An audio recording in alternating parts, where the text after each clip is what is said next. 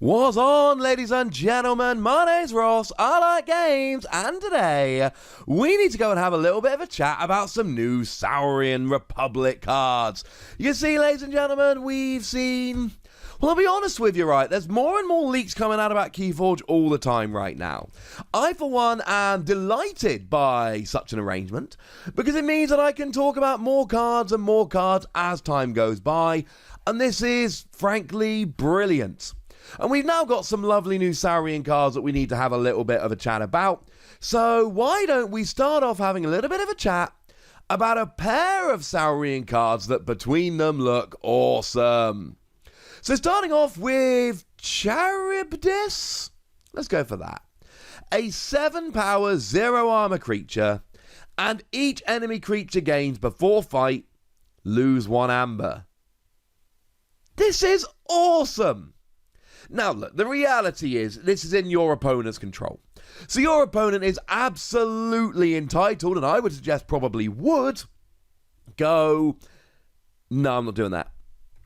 I'm not going to fight while you're out here. Because if I fight while you're out here, I've got to lose an amber before the fight even happens, and it's not a fight skill, so you can't avoid it by being destroyed in the fight. You've actually you've got to go ahead and be destroyed in the fight. It sucks, right? I get it. So you can avoid it quite easily. But then again, what it really does, what in reality this says is, your opponent is almost certainly not going to fight for a little while. You are making sure that your opponent is in a position where they're just not going to be fighting. And that means that you can have your creatures on the battlefield, and they're going to be a little bit safer than they otherwise would be. It's not exactly the first time we've ever talked about this card, but how about something like Eddie? Eddie increases the cost of your opponent forging by 1 for each card you've got in your archive. In a good Eddie deck, your opponent has to take out Eddie. And you can try using stuff like Taunt, Elusive, and all of that to make them attack several times before they're able to take out Eddie. And eventually they're going to take him down, but until then, they're losing amber every time they go for it.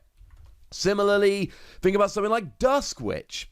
That means that every time you play a creature, they go into play ready, so your opponent is blatantly going to have to take it down, but in trying to take it down, they are going to have to... They're going to have to lose amber to do so. This is going to be one of those cards where a lot of the time you're going to play it down and your opponent's going to go, you know what, I'm cool, I don't need to fight for a little while. And that's going to be all right. But then there's going to be plenty of other times they kind of need to fight, and this is going to hurt them. And Scylla here, 7 power, 0 armor. Worth noting here that Scylla is a rare and Charybdis is a special rare, so almost certainly coming as a pair. Each enemy creature gains Reap, deal 4 damage to this creature. That's when this gets awesome. If a creature reaps, they've got to take 4 damage. Tee-hee-hee, I'm not going to reap, I'm just going to fight. Oh, but if you fight, you lose an amber. Together, they can basically lock your opponent out the game. Now, to be clear, right, it's not actually locking your opponent out the game, because they are going to be able to get around it. They are going to be able to fight and take out Scylla. They will just have to lose amber to do so. They are going to be able to reap if they want to, but they're going to have to take a bunch of damage and possibly give up a couple of creatures in order to do so. No, it's not an ideal situation. They can get around it, but essentially... this is going to really suck for your opponent. You are basically putting them into a situation where whatever they do, it is going to go bad for them. Yes, they can still reap. Yes, they can still fight. But they cannot do either of those without significant downsides. And the other thing that really does need to be borne in mind here... You ready? They come as a pair.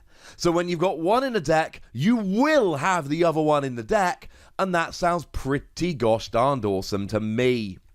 Right, moving on then.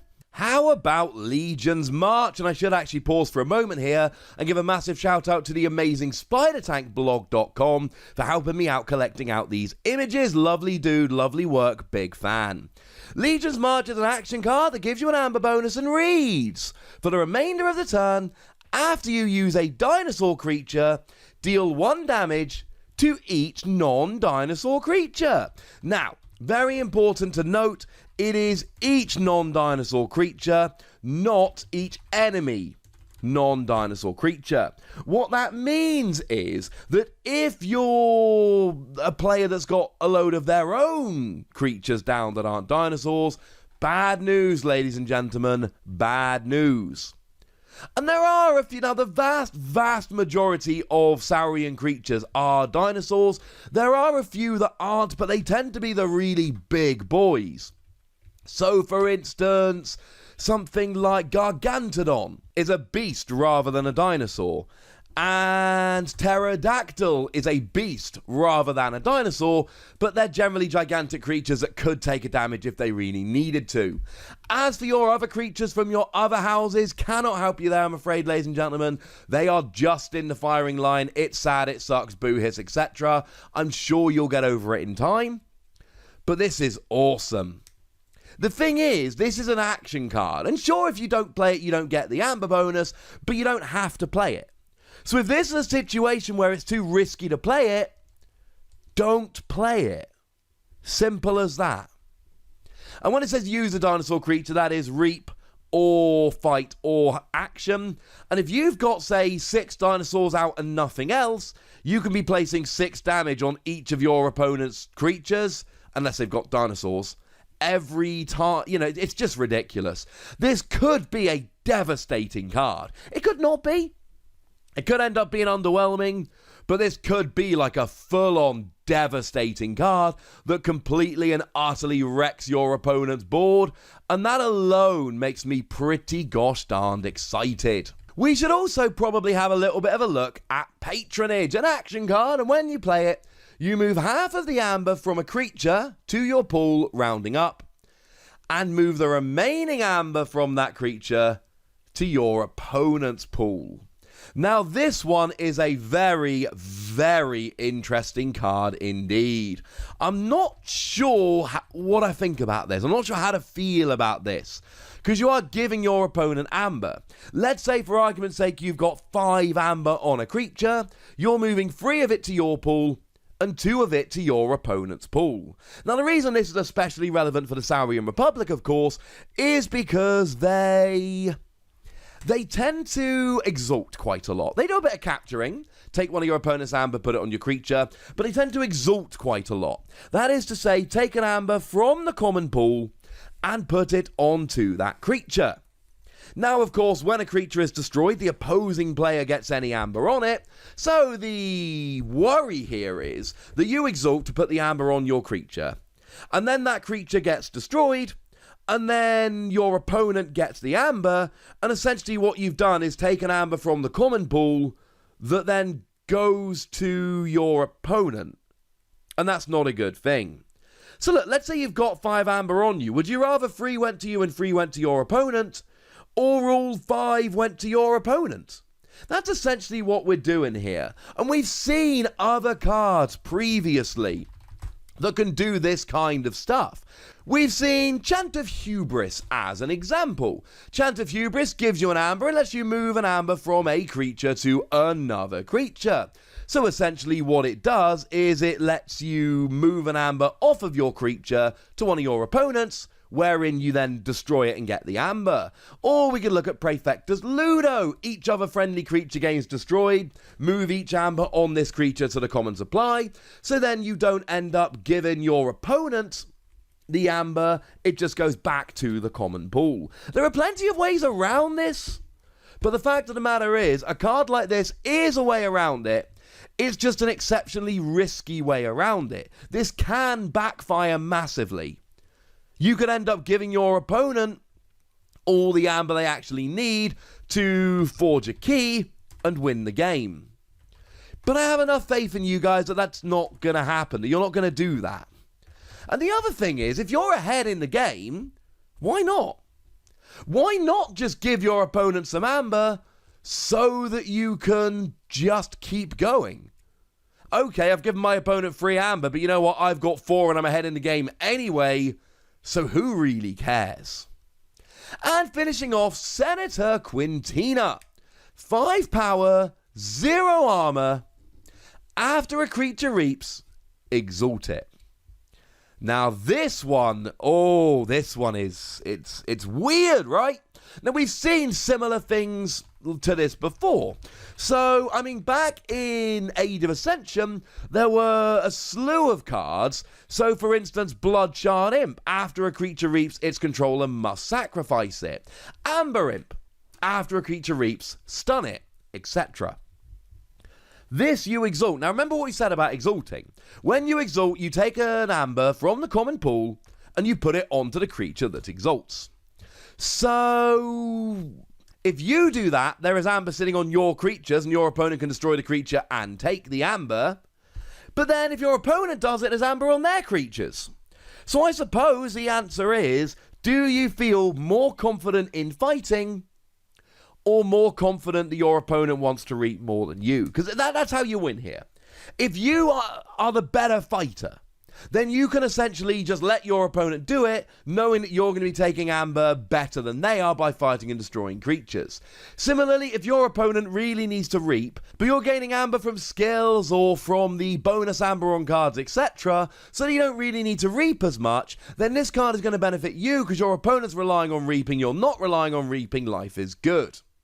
Now, of course, the other thing you can do here is if you know you're not going to be reaping for a turn or two, whack Senator Quintina down, and then when you need to start reaping, you just throw this against one of your opponent's creatures, and it goes away. But then again, remember that we've got stuff like Praefectus Ludo, which says that all of your creatures, when they're destroyed, move amber to the common supply.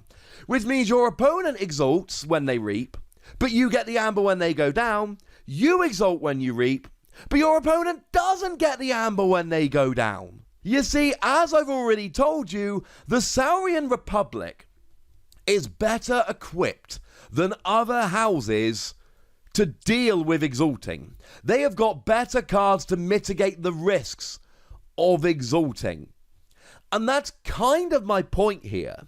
The reason why this ends up being so gosh darn good is because you can deal with the exalting way better than your opponent, so it is actually much less of a risk for you than it is for your opponent.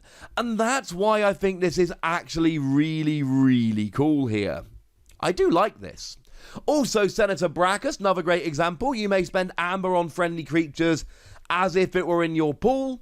So there, you just go, well, I'm exalting all my creatures, but I can spend that amber, so it's less of a downside.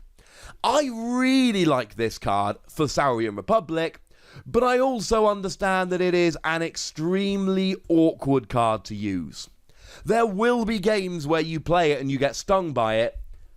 You need to be extremely careful, but especially if you've got some of those Saurian cards that mitigate the risks of exalting, I think this could be really good. So there we go, ladies and gentlemen. Bunch of new Saurian Republic cards. I'm a little bit excited. You should be a little bit excited. And I would like to know how excited you are. And you can let me know in the comment section. Go nuts. Me nice. And then make sure you like this video, subscribe to this channel, and follow me on Twitter at the Wossy, where we talk Keyforge and Digimon and Transformers and Final Fantasy and all kinds of fun stuff. And do please consider checking out patreon.com/PTCG Radio, where you can support the channel, get some bonus podcasts, all kinds of fun stuff. But by far the most important thing, as always, look after yourselves till next time, would ya?